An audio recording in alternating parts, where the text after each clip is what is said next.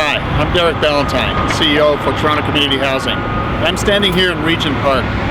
Regent Park's one of the oldest social housing communities in Canada, and a community where, quite admittedly, the quality of the housing is not what we wanted it to be.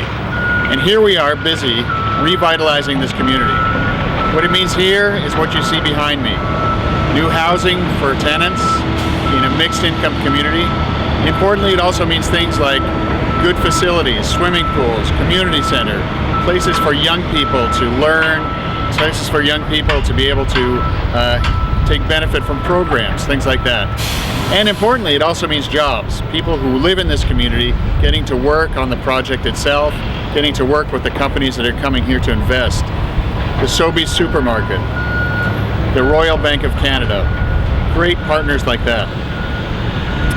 A few weeks ago, W5 asked to interview me, and I said yes. Why don't we go down to Regent Park and talk about the things that are positive about what Toronto Community Housing is doing, what our staff are doing, and how it is that we're improving people's lives, and importantly, improving the communities that they live in, both the housing and the infrastructure they live in. They chose not to. They chose not to come to Regent Park or any other community where we were doing some fabulous work about making places change in a positive way with those communities, hand in hand. Their focus was on a small number of units and on the ways in which tenants live and portraying them in a negative fashion. Not the real story about what is Toronto Community Housing. Here's what they didn't tell you. They didn't want to tell you about the kind of investment we're making and we have been making over the last 5 years. Hundreds of millions of dollars in building improvements. They didn't want to talk about the work we've been doing in renewing the interiors of units, putting in new kitchens, new bathrooms. They didn't want to talk about the fact that we're greening our corporation and are one of the leaders in environmental sustainability.